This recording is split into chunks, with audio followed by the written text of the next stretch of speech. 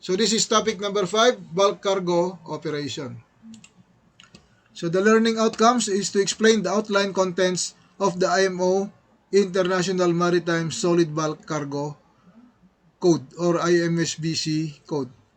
So this is a very important topic. And then discuss various cargo conditions and their effect on the seaworthiness and stability of the ship. So, bulk cargo. Bulk cargo is a shipping term for items that are shipped loosely and unpackaged as opposed to being shipped in packages or containers.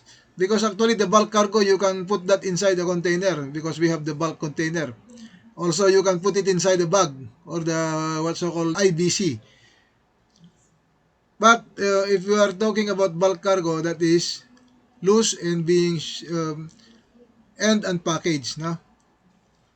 Okay, bulk cargo is classified as either free-flowing, a liquid, or a dry item. So even the tanker, even the liquid is considered as liquid in bulk also because you can also pour that directly into the cargo hold.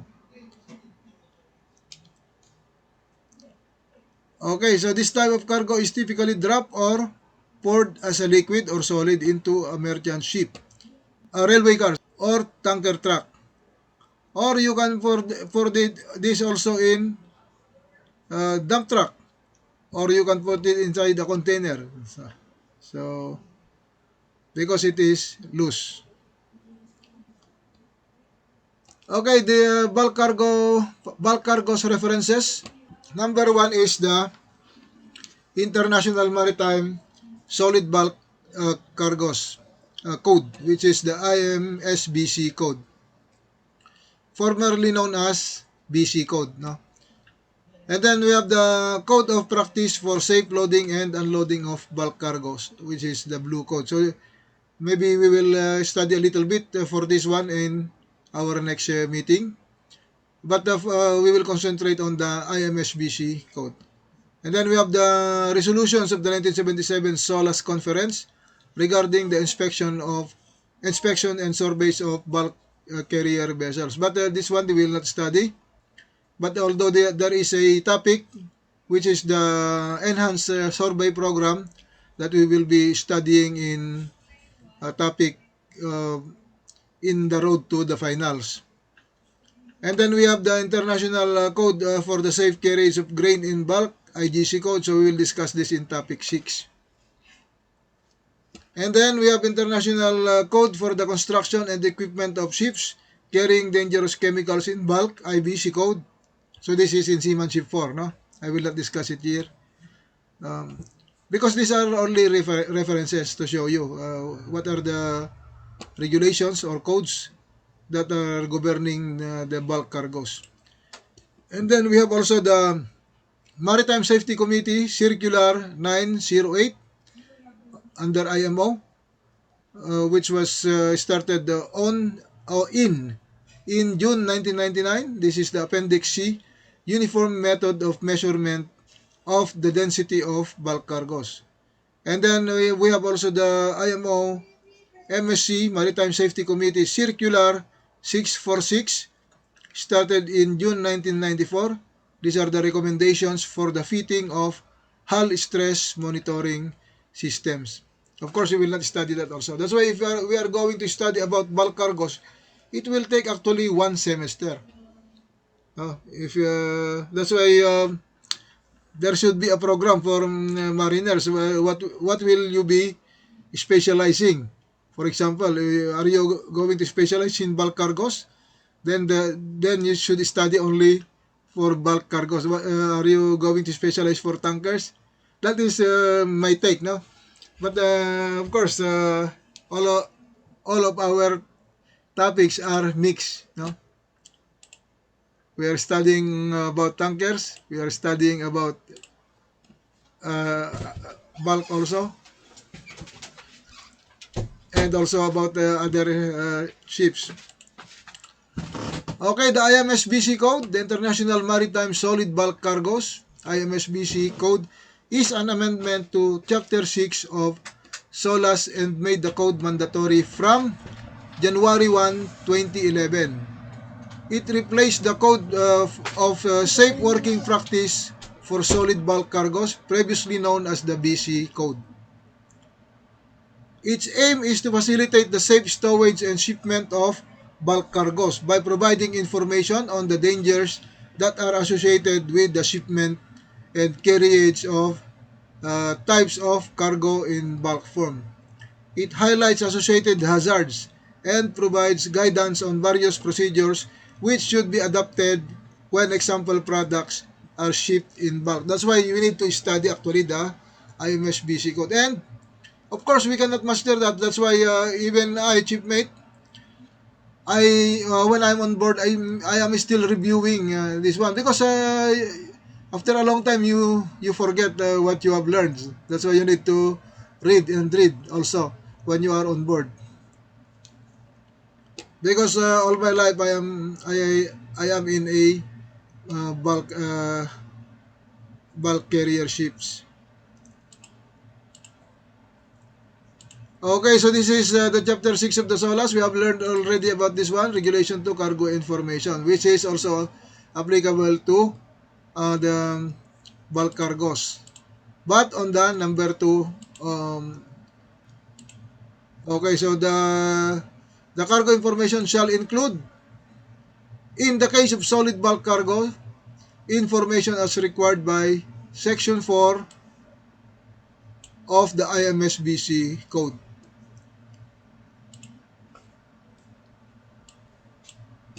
Okay, SOLAS 1974, Chapter 6. These are definitions. Solid bulk cargo means any cargo other than liquid or gas consisting of a combination of particles, granules, or any larger pieces of material, generally uniform in composition, which is loaded directly into the cargo spaces of a ship without any intermediate form of containment. So they just put inside our cargo hold with using the loader, any type of loader, no? Either a crane, using a grab, or conveyors. So any type of loader, no? Okay, definitions and terminology. Angle of repose. This is the natural angle between the cone slope and the horizontal plane when bulk cargo is emptied onto this plane or the horizontal. No? In ideal conditions, a value is quoted for specific types of cargo, results being obtained from use of a tilting box. This is an equipment for measuring the angle of repose. And then the angle of repose value is used as a means of registering the likelihood of a cargo to shift during the voyage, because you will know if the angle of repose is low, then it is liable to shifting. If the angle of repose is high, then it means it is stable. It will not shift easily. Because if there is shifting inside your cargo hold, then it will affect also your stability. So probably you will study that in Seamanship 6. But today, we have an assignment later on, which is only one problem. But I will show you how to measure the angle of repose. Okay, so this is your angle of repose. So if this is your horizontal, and then you pour cargo, of course, when you pour a granulated cargo or powder, it will form like this. This is a cone shape, no? And then if you measure the angle from the horizontal going to this slope, this is your angle of repose. That's why it is very easy to measure. You just need to use a protractor, no? But if this is a mountain of cargo, so how will you use your protractor? So we need to calculate, no? Okay, I will explain. Wait. But before this one, an angle of repose of 35 degrees is taken as being the dividing line for bulk cargos of lesser or greater shifting hazards. And cargos having angles of repose of more or less than the figure are considered separately. That's why if it is less, then it means it is easily shifted. And if it is high, then it means it will stay, it will not shift. Okay, how to measure? How to measure the angle of repose of free-flowing cargoes such as grains, sugar, or any other granular materials that form the shape of a cone when poured from a loading spout. Uh, so loading spout or any loader, no? Wait, someone is open.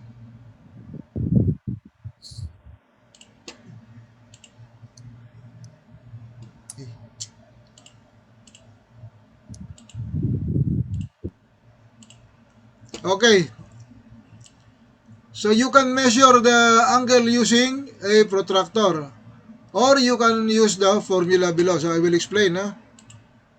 Okay, let's put the protractor in your pile. So this is actually your pile of cargo. Okay, so I have put the protractor in there, and as you can see, this is measuring 50.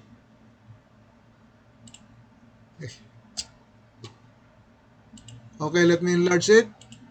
So as you can see, it is 50 or 49 degrees. That is the angle of repose. Very easy. Because if I'm going to be to be handling you in the laboratory part of this course, then this is one of our activity, laboratory exercise. So you need to collect a dirty cargo, even soil, or if you like to make it clean, salt. You can use salt, or you can use grain, but grain is very hard to measure. Okay, so here I will.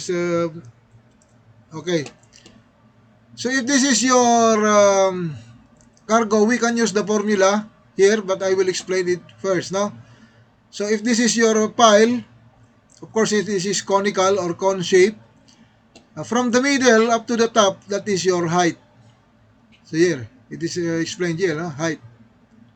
And then, um, down below, in your horizontal, if you measure it passing through the center and make a straight line, or even it is not straight, as long as it will pass to the center, let's say you make an angle like that, 45 degrees or 90 degrees, then that is the measurement of your base. But of course, your base is the whole.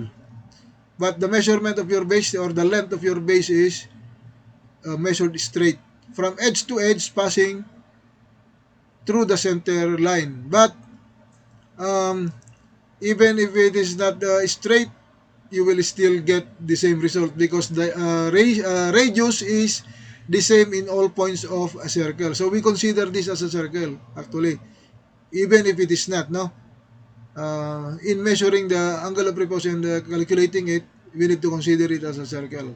But anyway, what we need also only is the base or the diameter of the circle. So it means it will pass in the center and from edge to edge. And then the angle of repose is the angle here on both sides. Any side you can do. No? So this is actually a right triangle. No? So we can use the what we have learned in our high school days, or even here in college. We can use the SOHCAHTOA, which is SOHCAH and TOA, which is sine is equal to opposite over hypotenuse, and then cosine is equal to adjacent over hypotenuse, and tangent is equal to opposite over adjacent side. You just have to remember your trigonometry, no? Which I have learned that during my high school days. I was 16 years old then, no? That was in my fourth year, 35 years ago, no? But I still remember it. No? That's why you need to listen to your teachers. Okay, so the angle of repose is represented by theta. So tangent theta is equal to the opposite side over adjacent side. So what is the opposite side? That is your height. And then the adjacent side, that is your radius, or 1/2 base or 1/2 diameter, which is 1/2 diameter is radius. And then so tangent theta is equal to your height divided by 1/2 of base or radius, no? So theta, which is the angle of repose, is equal to the arc tangent of height over 1/2 base. So you just need to apply this formula, and you can use it for our activities. Anyway, our activity when next meeting, then we'll try to solve it so that you will know how. Or if you got it correct, then there is no need for you to show you the how it was done, no? Because you will do this also in the laboratory exercise. Okay, so this is your formula, and then we have another formula. Okay, so angle of repose is also equal to the arc tangent of 2 times height divided by diameter. And then it is also, and then diameter, D here is diameter or base. And then H is height. So let us go back to the, okay, so here, diameter is, of course, this measurement passing through the center from side to side. But actually, the part of the triangle is only the radius. But he wants to use diameter. So what will you do? You increase the height by 2. Because your radius is times 2 to obtain the diameter. So you need to use you like to use the diameter, then you need to increase that also, your height, by multiply it by 2. So 2 times height. And then you will arrive at the same triangle, but although it is only larger, but the angle is the same. So it is not the most correct formula. So the most correct formula actually is, let's go there. This one. Angle of repose is arc tangent of height over radius. So this is the most appropriate formula, although you will arrive at the same result, no? So R is your radius, and then H is your height. By the way, when you answer the assignment later, you can ask me in the group chat what will you do, because maybe some of you already know, because in the other section, some of them already passed their assignments. Okay, so how is this more appropriate? So if we go back to the triangle, of course, this part, adjacent part, is your radius. It is not the base or the diameter, but it is the radius. And then this part is your height. That's why this is the most correct. Although all of them are correct, you will arrive at the same answer. But this is the most appropriate, the last one. Okay, definitions and terminology. We continue with this. Bulk density, the weight of solids, air, and water per unit volume. It includes the moisture of the cargo and the voids, whether filled with air or cargoes which may liquefy. These are cargoes which are subject to moisture migration and subsequent liquefaction. If shipped with a moisture content in excess of the transportable moisture limit. Because some cargoes, of course, they can absorb also moisture, but there is a transportable moisture limit which is certified. There is a corresponding certificate accompanying the cargo, no? Which is will be submitted by the shipper to the master. And if the content of the moisture will be more than the TML or the transportable moisture limit, then your cargo is there is a probability, or it is liable to liquefaction. So liquefaction, that is very dangerous, because if your cargo will be liquefied, it will also move.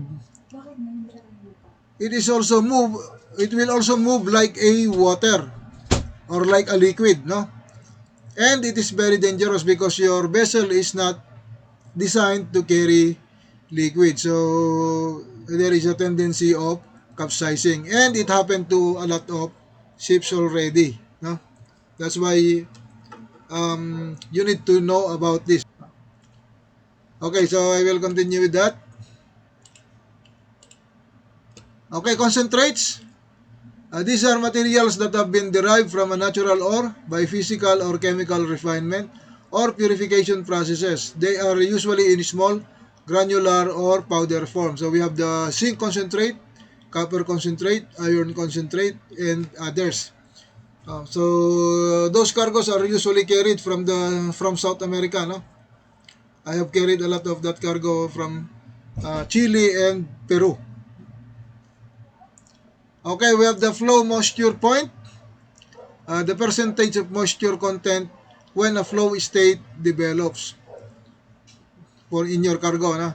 So flow state, this occurs when a mass of granular material is saturated with liquids or with liquid to such an extent that it loses in its internal shear strength and behaves as if the whole mass was in liquid form. So this is now the dangerous state. It means your cargo is already liquefied and it is now in the flow state. And of course, if it is acting or behaving as a liquid, then it means there is a free surface effect, and there is a transfer of cargo from one side to another. So that will affect greatly your stability or the stability of your vessel. Okay, moisture content, the percentage proportion of the total mass which is water, ice, or other liquid. And then moisture migration, the movement of moisture contained in the bulk stow when water is progressively displaced as a result of settling and consolidation in conjunction with vibration and the ship's movement. Part of all of the bulk cargo may develop a flow state. Because your cargo sometimes it is left in the open in some ports, and sometimes rain will come. Of course, it is wetted by rain, but of course it also the moisture there can also be dried. But sometimes there are remaining moisture inside your cargo, and if you put that cargo inside the cargo hold, and the transportable moisture limit is only taken from a sample on top, not actually from the inside. So there is also a danger that the transportable moisture limit is not accurate for the whole cargo. So if that happens, then the remaining moisture content, if it is too much inside your cargo, then there is what we call moisture migration. So it will migrate normally below because of gravity and because the movement of your vessel, vibration, and also the rolling, pitching, and other movements, no, yawing, and the six motions, no. So that is the danger. When it will settles down below, then it will form a flow state until some other cargo will be will join this, no. And if it is enough to make the vessel liquefied, then there is a danger in your vessel, which happened to a lot of vessels that capsize.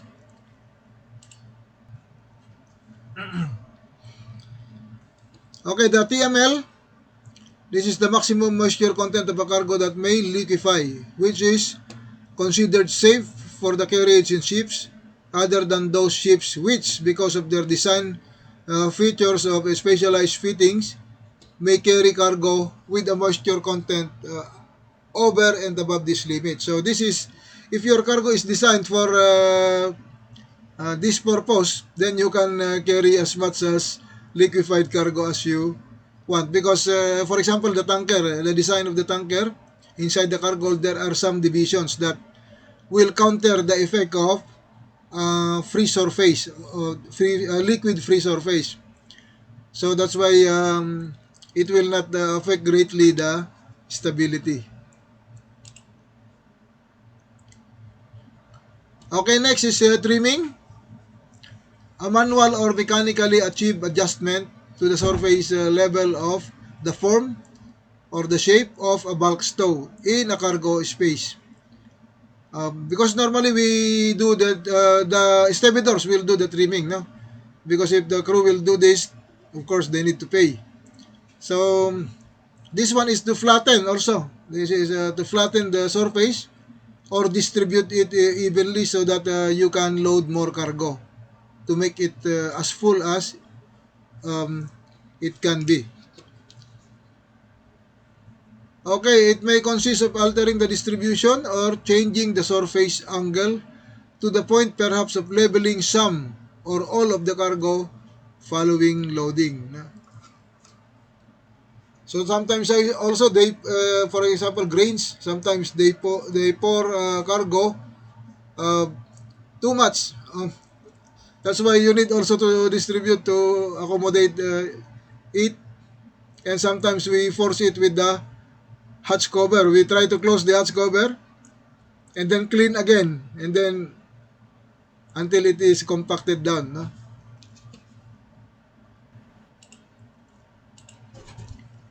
Okay, the legislative unified requirements for bulk carriers.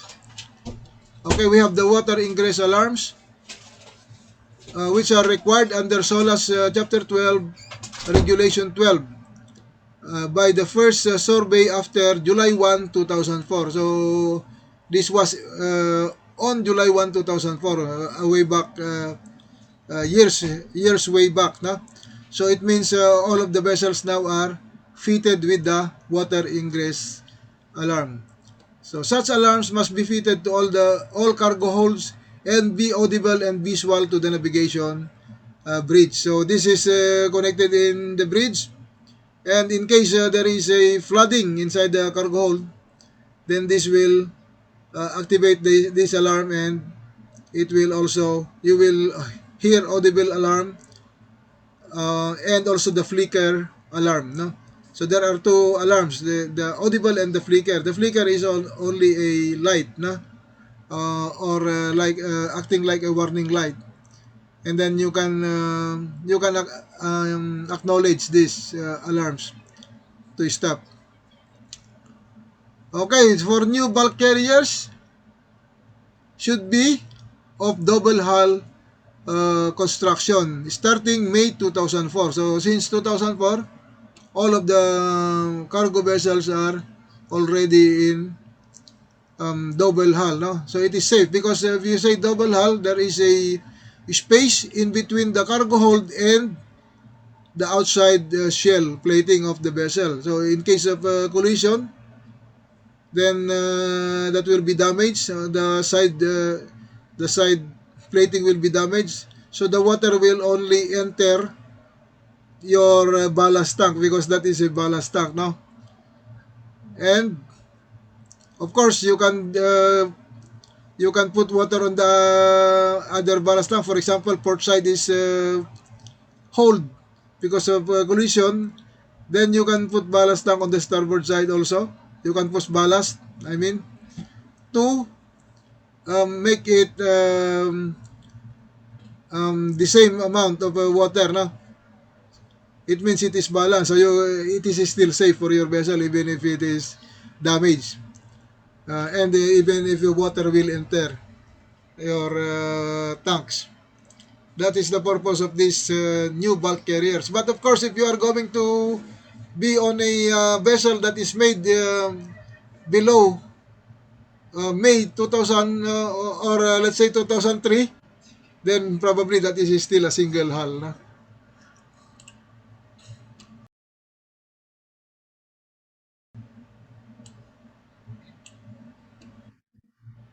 Okay, so general requirements for carrying solid bulk cargos under the IMSBC code. Okay, no matter what solid bulk cargo you are carrying, the same general requirements apply for accepting them, for shipment, and loading them. So there is only one strategy, or let's say you can make only one checklist for all of this cargo, which we have. I will show you if we can if I can show you today, then it's good.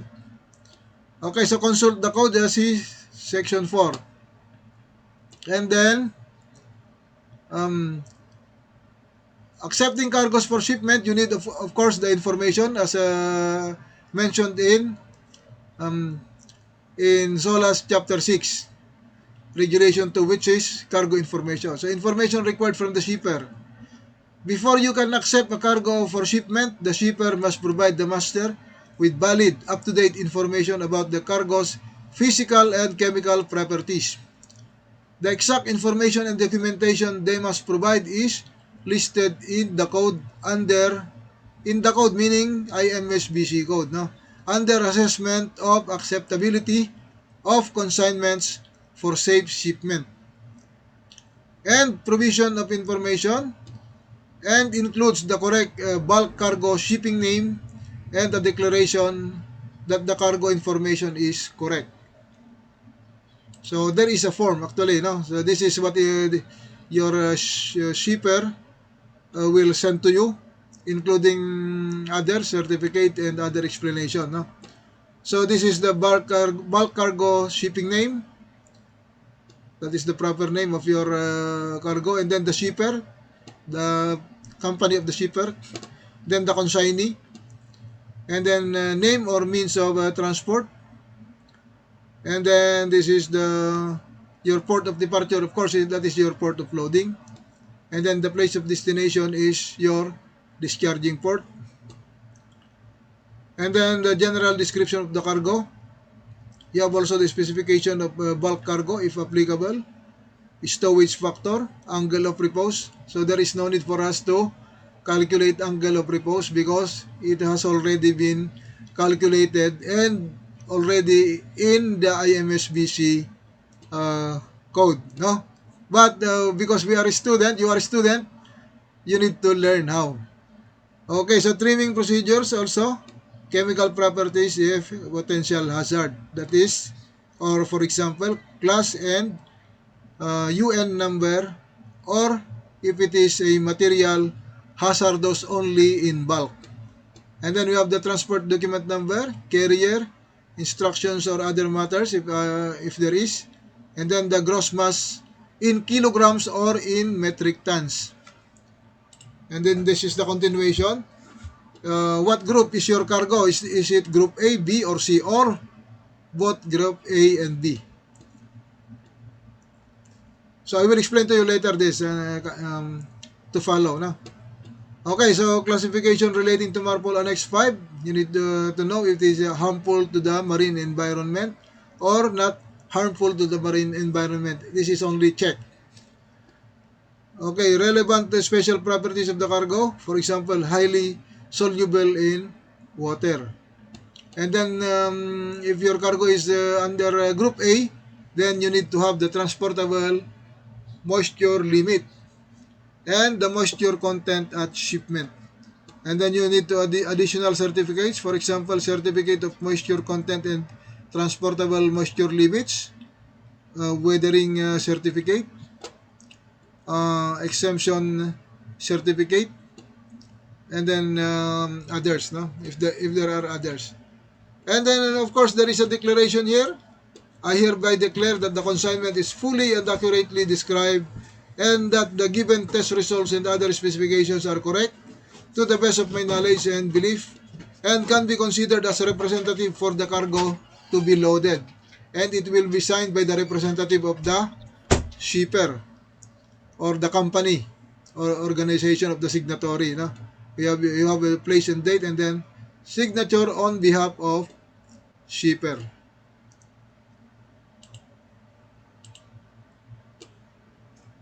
Okay, general requirements for carrying solid bulk cargos. We continue with this. Checking the cargo schedule. So individual cargoes are listed in schedules which are contained in Appendix 1 of the code, meaning of the IMSBC code. These describe each cargo's properties and detail the requirements for handling, stowing, and carrying it safely.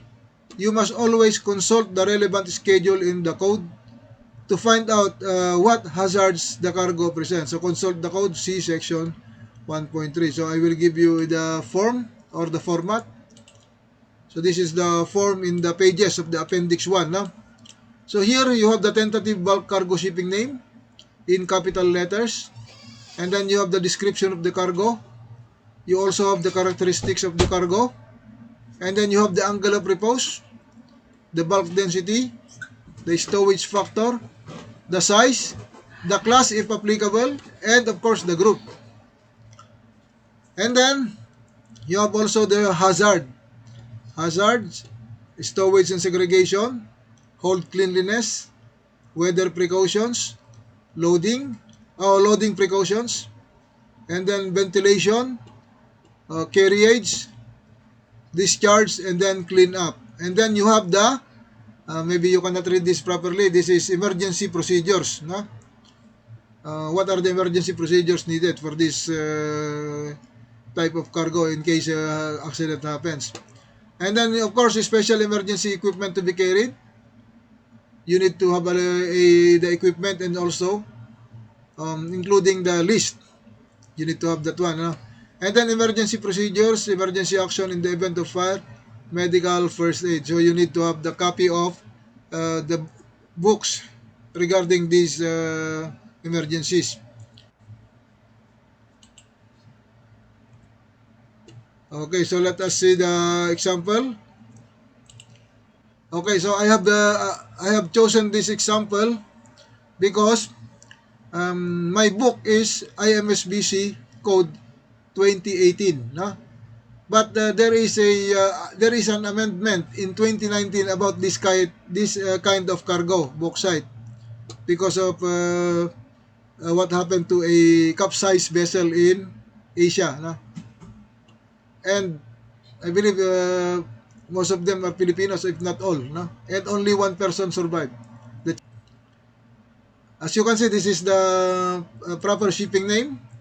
And then we have the description. So this is a brownish yellow clay, clay-like and earthy mineral. Earthy means just like a soil. So the moisture content is 0% to 10%. So it can accept also moisture. And then it is insoluble in water. It will not dissolve in water. No? So here you have the angle of repose. It is not applicable. Even in large angles, it will not fall easily. The cargo will not, what do you call this one? It will not flow or shift easily. No, it will remain with the cone shape. And then we have your bulk density. And then we have your stowage factor in cubic meter per metric tons. The bulk density is expressed in kilograms per cubic meters. And then you have the size. If it is lumps meaning in large pieces, it is 70% to 90%. And if it is powder, it is 2.5 millimeter to 5 millimeter probably. No? So 10 to 30% powder. So there is class is not applicable, and then the group here is C. But today I believe this is now A and C. Hazard, there is no special hazard. This cargo is non-combustible or has a low fire risk. And then stowage and segregation, no special requirements. It means just pour it in your cargo hold. Hold cleanliness, no special requirements. So just make a sweeping is necessary. But on board, we are still cleaning this and washing the cargo hold because of the hold pay. No? And then weather precautions, no special requirements. Loading, trim in accordance with the relevant provisions required under Section 4 and 5 of the IMSBC Code. And then precautions, bilge well shall be clean, dry, and covered as appropriate to prevent ingress of the cargo. So your bilge well should be clean. It will be inspected by the surveyor prior to loading. And you must put burlap, as stated here, covered as appropriate. So we are using burlap. We cannot cover it with plastic. Otherwise, there is no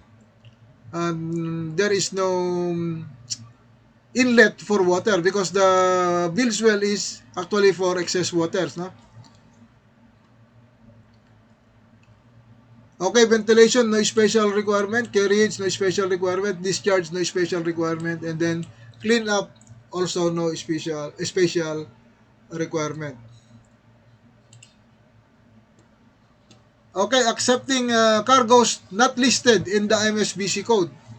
Let's say probably this cargo is, you discovered this cargo and it has not been carried by vessels. For example, you discovered this mineral that if you put in water, it will become fuel. Let's just say as an example, no? Okay, so this cargo is not yet, let's say it has not been listed in the IMSBC code and it is the first time to carry this cargo. Then the list of individual cargoes contained in the code is not exhaustive. If a cargo is not listed in the code, is presented for shipment, the shipper and the appropriate competent authorities must follow this process. So, number one is, before loading, the shipper must provide details of the characteristics and properties of the cargo to the competent authority of the port of loading. And then based on the information, the competent authority of the port of loading will assess the acceptability of the cargo for shipment. If the assessment defines the cargo as Group A or B, the competent authorities will set the preliminary suitable conditions for carriage.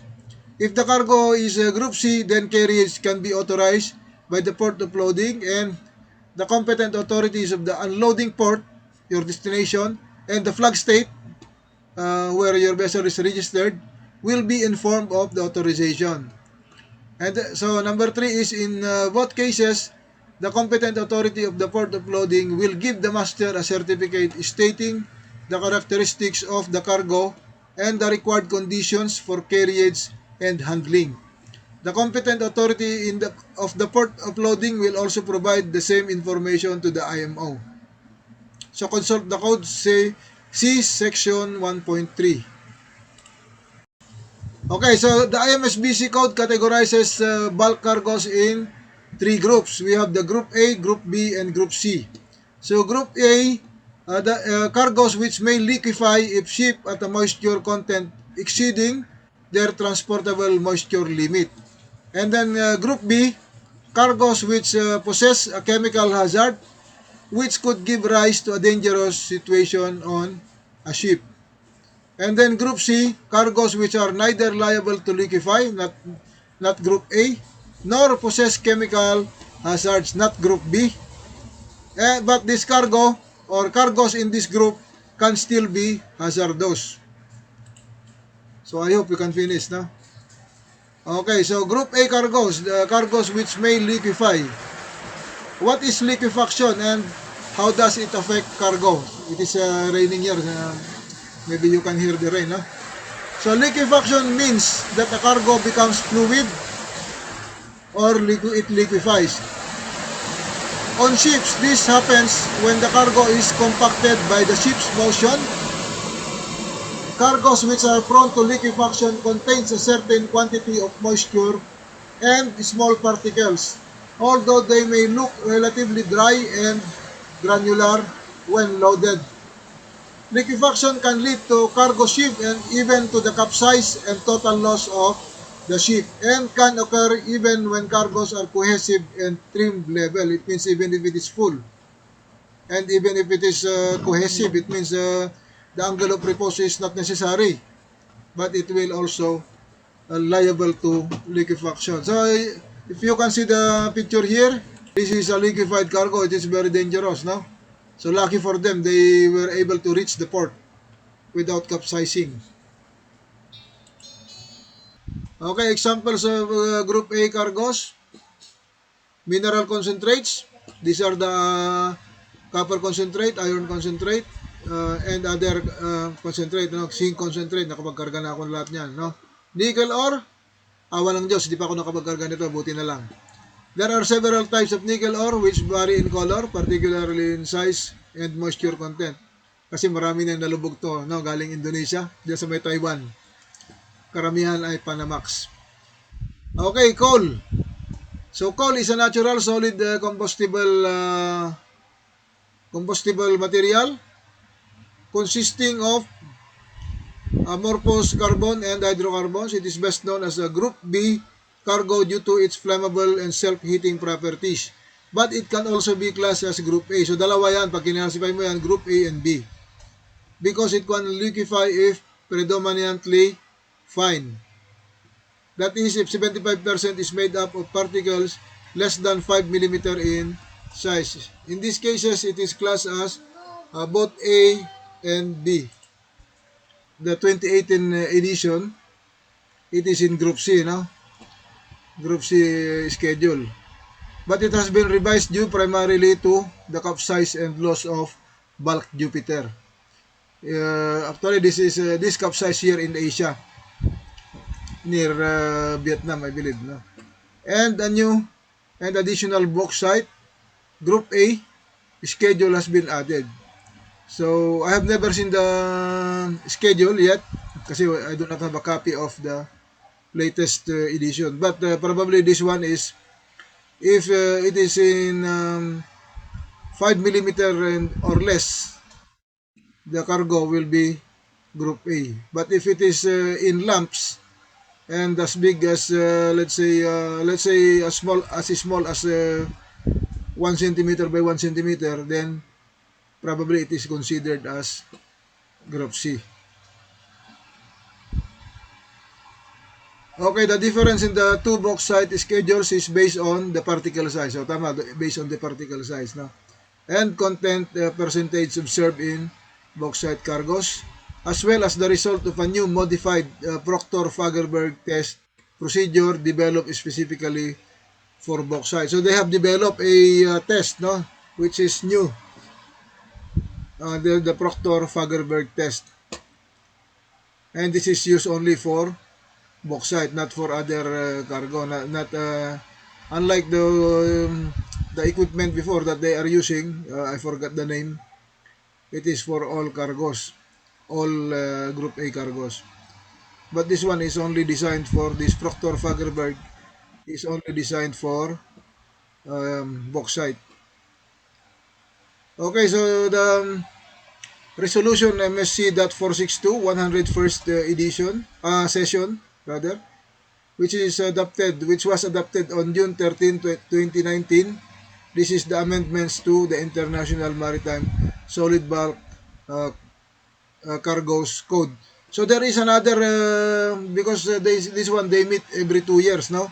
So 2021 there is another amendments, no? I have seen that already, but I haven't read it yet.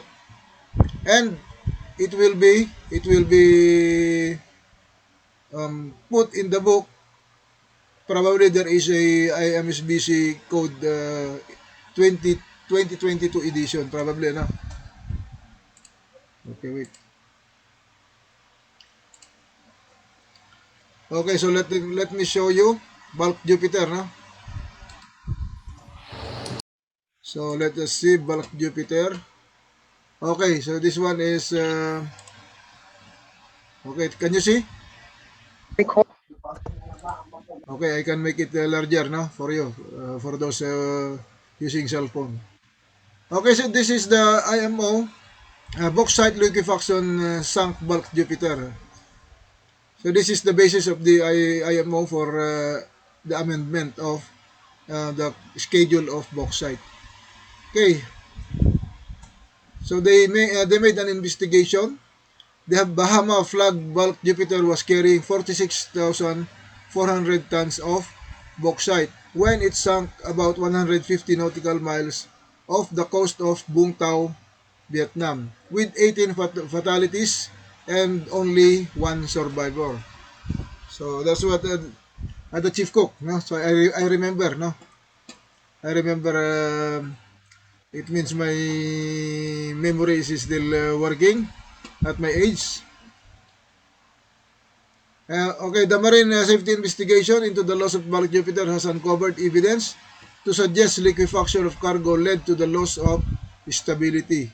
Liquefaction occurs when a cargo, which may not appear visibly wet, has a level of moisture in between particles. This is yung sinasabi ko, there is a moisture content that cannot be seen. And then during a voyage, the ship movement may cause the cargo to liquefy because of the moisture migration, no? And become viscous and fluid, which can lead to cargo flowing with the roll of the ship and potentially causing a dangerous leak and sudden capsize of the vessel. No? Okay, so if we go to the other news to show you that only the... Okay, so here, no? So search for missing MV Jupiter's crew ends. Okay, so search and rescue operation for the 16 missing crew of the ill-fated MV Jupiter that sank off the coast of Vietnam on January 2 has been terminated with the withdrawal of the remaining vessels of Vietnam Maritime Rescue Coordinating Committee. So the termination of the search, because wait, we will... Okay, so here, one of the 19 Filipino seamen, Chief Cook Rojas, has been rescued and is undergoing physical therapy. So only one survivor. So, and there are two.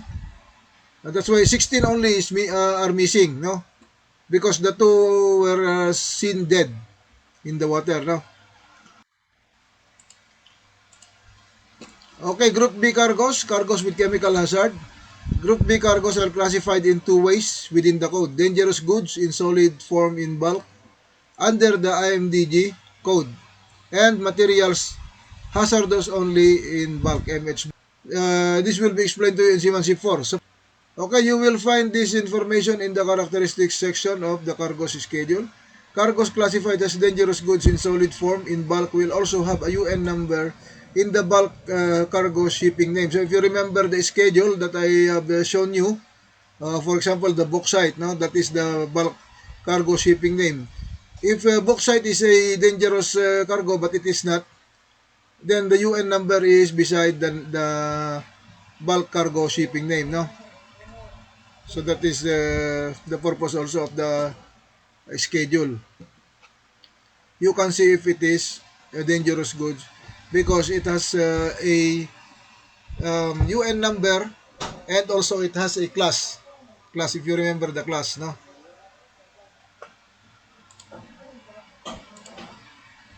Okay, Group C cargoes, cargoes which are neither liable to liquefy nor possess chemical hazards. Although Group C cargoes do not present the dangers associated with Group A and Group B cargoes, they can still carry risk. Examples of Group C cargoes, their risk and mitigation measures: iron ore and high-density cargoes because they are very heavy. These cargoes can be extremely dense and can overstress the tank top. Make sure that their weight is evenly distributed during loading and during the voyage so that the tank top is not overstressed. And also consider trimming the cargo. And then loading rates of iron ore are normally very high. And you should also consider the ship's ballasting operations and loading sequences. So I have been carrying this since I was ratings, no? So in Brazil, I forgot the name of the port, but it is near Vitoria, no? There is a port there that is for Cape-size vessels, no? Cape-size vessels is only about 24 hours, more or less, 24 hours, no? And for our vessel, which is Cape-size, but it is not so big, it is only 265 meters, unlike the others that reach up to 300 meters. So our vessel is only less than 24 hours. Actually, I remember 16 hours. No. However, when we were there, we spent there 5 days, 4.5 days, or 5 days, 5 days, 4 nights, because the conveyor were damaged. No, so they need to repair first before they can load, and we are already in the port, so it's good for us. We were able to see beautiful, beautiful sleepers, Havayanas. No, okay. So another example of group C, sand and fine particle materials. Fine particle materials can be abrasive. Abrasive meaning it can cause a rubbing injury in your skin. No? Okay, so silica dust is easily inhaled and can result in respiratory disease. You should take appropriate precaution to protect machinery and accommodation spaces from the dust of sand and particle cargoes, and to prevent the cargo from getting into the bilge wells. People who may be exposed to cargo dust should wear goggles or other equivalent dust eye protection, dust filter mask, and protective clothing. So, to prevent it going to the bilge wells, the cover of the bilge well or the bilge, your cover should be also covered with burlap, no? Burlap. So, I do not know how to explain the burlap, but if you remember the sack, which is not made of plastic, sack which is for potatoes, that is a burlap, no? Okay, so but this is burlap, no? Pero ano po yun, parang sako? Oh, parang Ay, sako siya, but it is not made of plastic. It is made of parang, I don't know if it is abaca or jute or something. So I do not know the material they use for this. But it is just like a cloth. So we are covering the cover, which is a metal, the cover of the bilge. We are also covering it with this. so di So po that ba ganyan nung mani? Sako sa mani? probably pwede rin 'yun sa ako sa Manila. Yung ganito kung ganito rin ang itsura, no. So that is your burlap, so that you will know.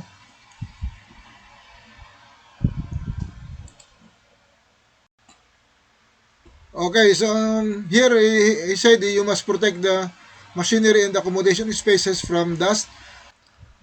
So actually the ventilation going to the accommodation, it has already a filter, no? But in case you will load these types of cargos, you will again put a filter outside so that it is easily clean. And it will protect also another protection, so that it is better to be sure that the sound will not go inside, so that we cannot inhale that one, no? And probably it will also damage your air condition, although it will not damage it, the filter will clog, no? Because there is always a filter for that. Okay, cement may shift when aerated during loading. Dust can also be produced from this cargo. So follow the precaution for the sand and fine particle material. So you can follow, no? But we need more, no? Because if we are going to carry cement, then we are also going to cover some navigational equipment. So like for example, the radar antenna, no? You need to cover your radar antenna, because if dust will stay there and then connect, and then moisture will be in contact with that dust, then it will harden on the antenna, so it will affect the performance of your radar antenna, and you know how important your radar is. So you can cover all other equipments by garbage plastic only, and then we can remove that before sailing. Okay.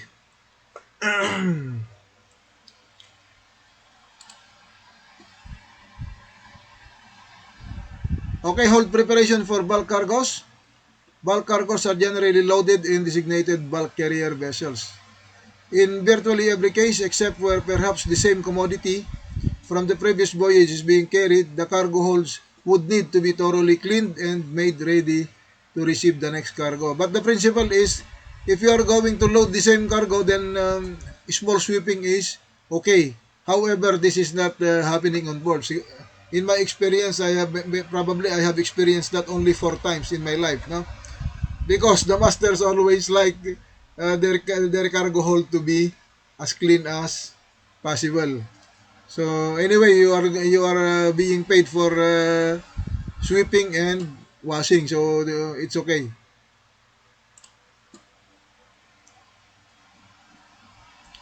Okay, wait. Sir, Yes.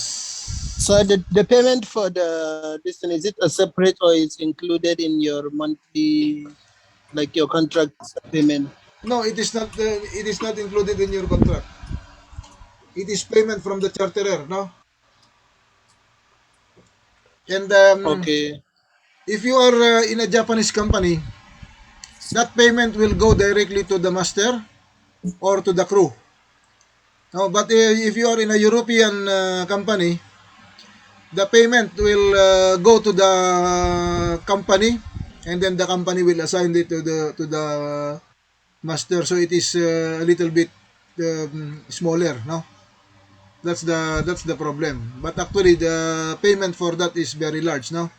I believe when I was rating for NYK, they are paying $500 per hold.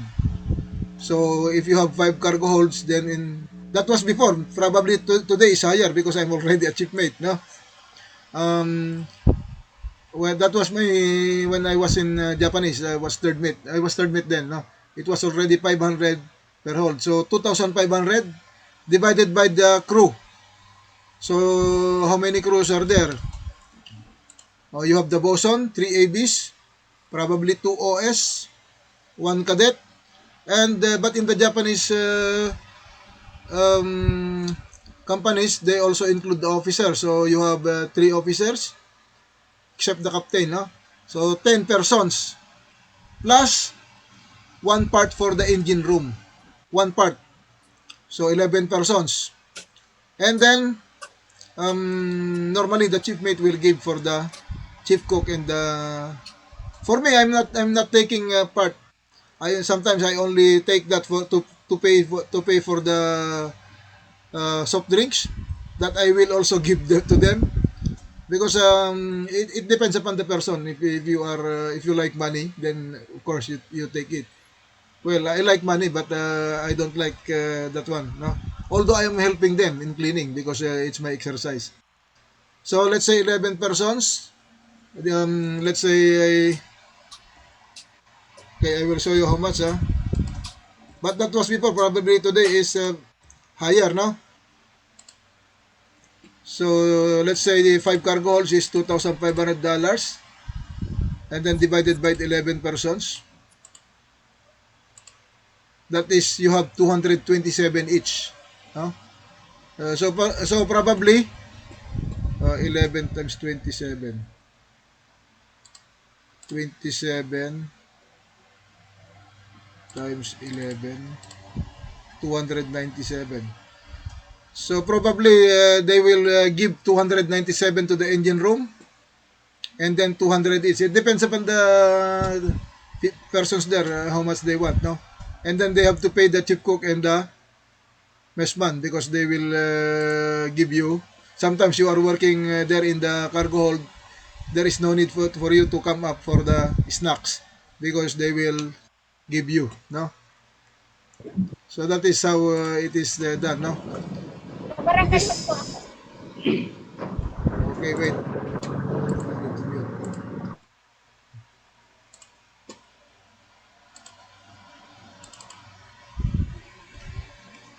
Okay, so okay, the holds would be swept down and cleared of any residuals from the previous cargo, and then all rubbish and waste matter must be removed from the cargo space before loading the next cargo can commence. So there is no need to explain this. No? It is understandable.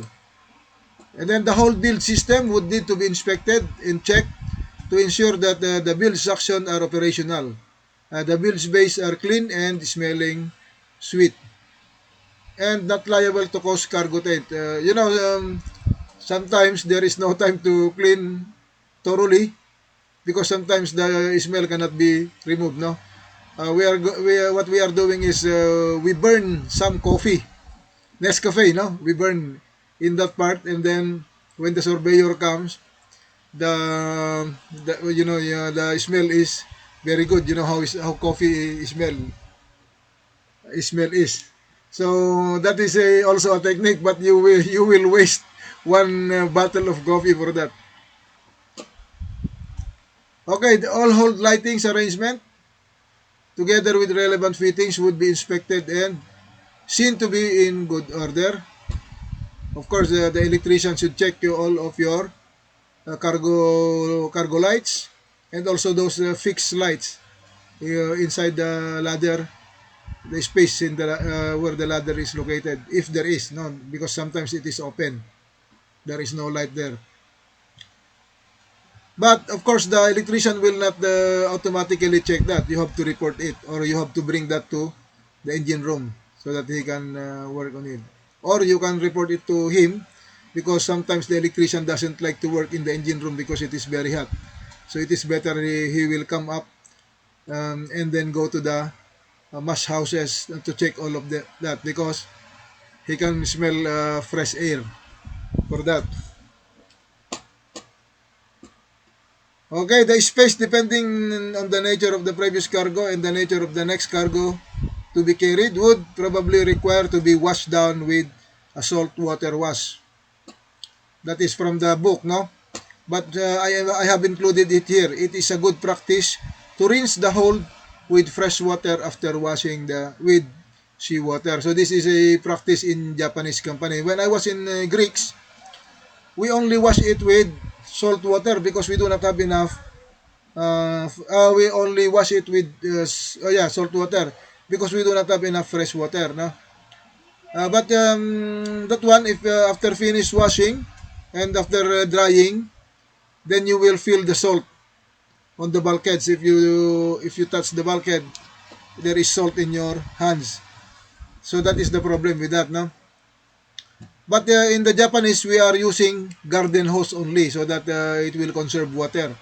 We are not going to use the large hose or the designed hose for that for cleaning, no, because it is like a fire hose. So we are using only the garden hose, and you know how much water will maybe you cannot consume 1 cubic meter of fresh water, so it is okay. Okay, so this is the same in the IMSBC code. It is also recommended for loading because this is under IMSBC code. Inspecting and preparing cargo spaces in general. Before loading a cargo, you must inspect and prepare the cargo spaces. Checking that, the same, no? Builds wells. So this is redundant, but I need to tell you. Builds wells and strainer because there is a strainer there because there is a suction also. Strainer plates are prepared to facilitate drainage and prevent cargo entering the build system. Bilge lines, sounding pipes, and other service lines are in good order. Cargo space fittings are protected from damage. It means there is a metal which is guarding that fittings, no? And then measures are in place to minimize dust entering living quarters. I have explained to you this one. You need to put another filter outside and other interior spaces or coming into contact with moving parts of deck machineries and external navigational aids. So it is this is what I was talking now. And then ventilators are in good working order. So you need to check your ventilators, especially the mechanical part if it is working. Mechanical type. Okay, the blue code and the blue manual. The code of practice for the safe loading and unloading of bulk carriers, blue code, was developed with the aim of preventing accidents or loss of ships carrying solid bulk cargoes as a result of improper loading and unloading practices. Because, of course, before it, not all ports are as knowledgeable as they are today. No, I mean the personnel in ports, they are not knowledgeable before. No, but because of this, they need to follow, and probably they already have training in loading and unloading practices. Okay, it provides guidance to ship masters of bulk carriers, terminal operators, and other parties concerned for the safe handling, loading, and unloading of solid bulk cargoes, and is linked to Regulation 6 or 7. So, Chapter 6, Regulation 7. Loading, unloading, and stowage of bulk cargoes of the 1974 SOLAS Convention as amended by such resolution. So, I will not mention anymore the resolution. And further amendments to the Blue Code were adopted by the Maritime Safety Committee. Okay, the provisions of the code should be applied with due regard to the provisions of the International Maritime Solid Bulk Cargoes Code. So, it should be in conjunction with the IMSBC code. And then the Maritime Safety Committee at its 80th session on in May 2005 approved the manual on loading and unloading of solid bulk cargoes for terminal representatives. This is called the Blue Manual. And agreed that the application of the guidance contained therein would address the concerns on risk control options and urge member governments, ship owners, ship operators, and terminals to apply the guidance contained therein. That's why we also have a copy. We also have a copy of the Blue Manual in on board the vessel. No, meron din.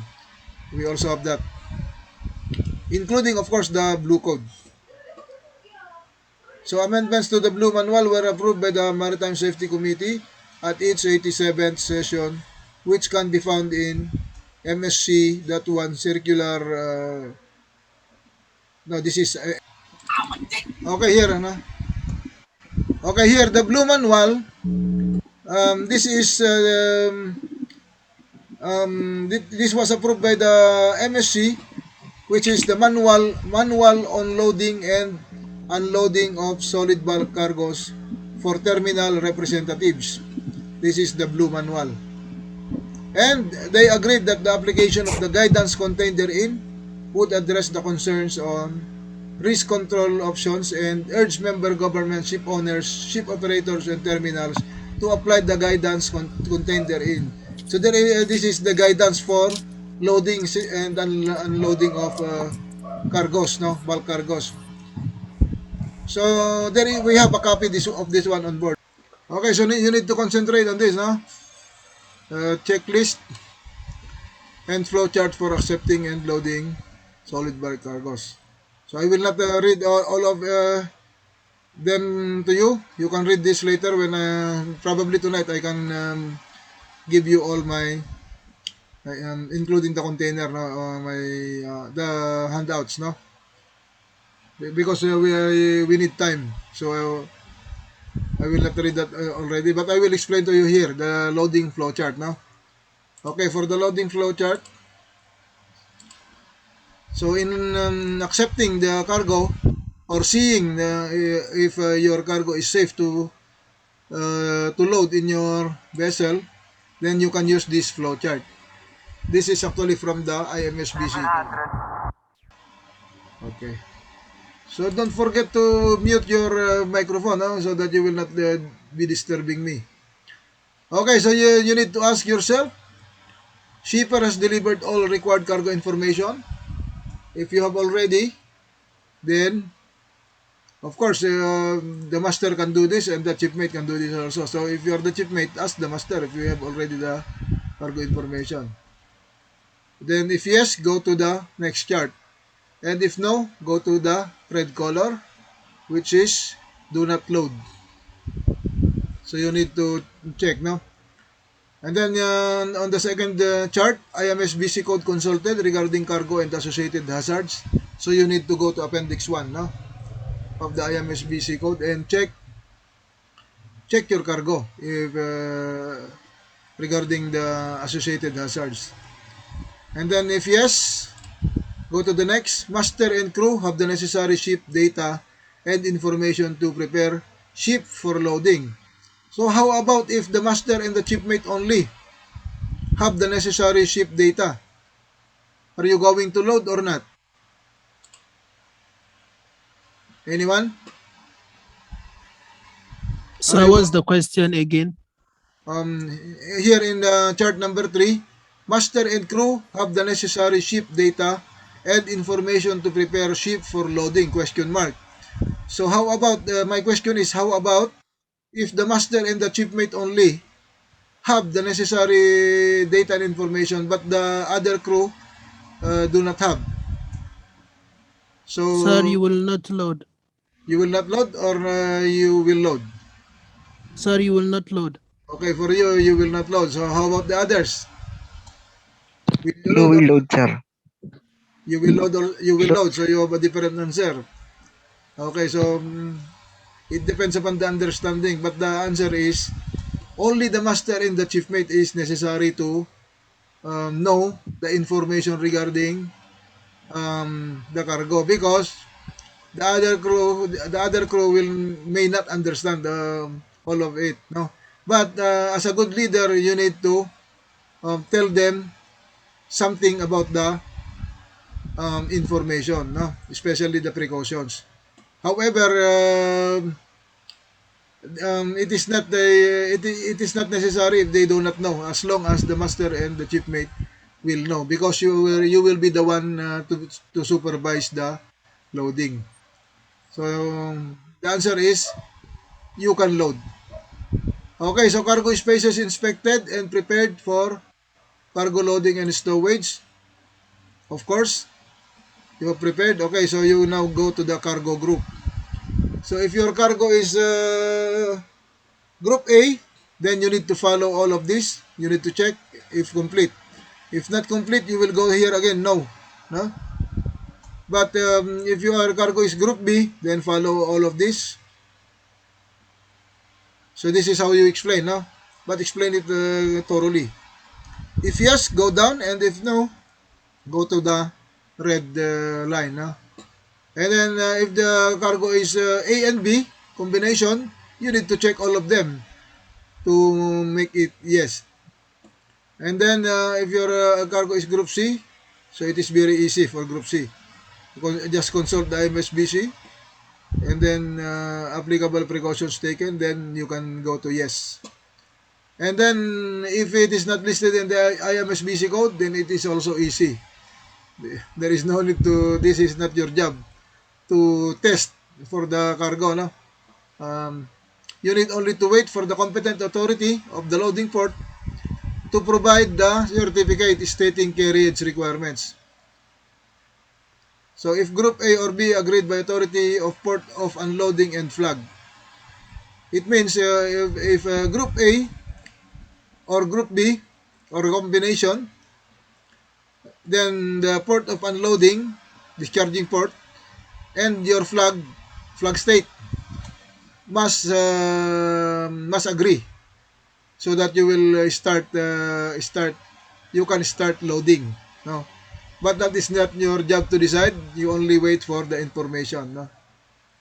So that's why it is easier if it is not listed in the IMSBC code.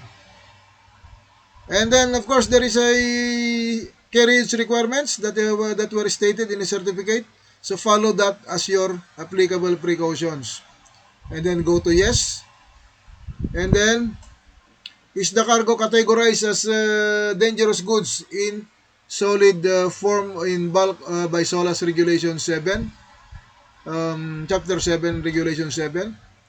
So if no, then it is okay for me, because our subject is for non-dangerous goods. So if you explain that no, you can go there here, it's okay for me, no? But if you like to explain also that does the master of the special list, manifesto, etc., etc., and including document of compliance for the carriage of dangerous goods, then I will accept that also. And then, has the loading plan been agreed with the master and terminal representative? Okay, if agreed, there should be a signature, no? From the terminal and from the master or from the chiefmate.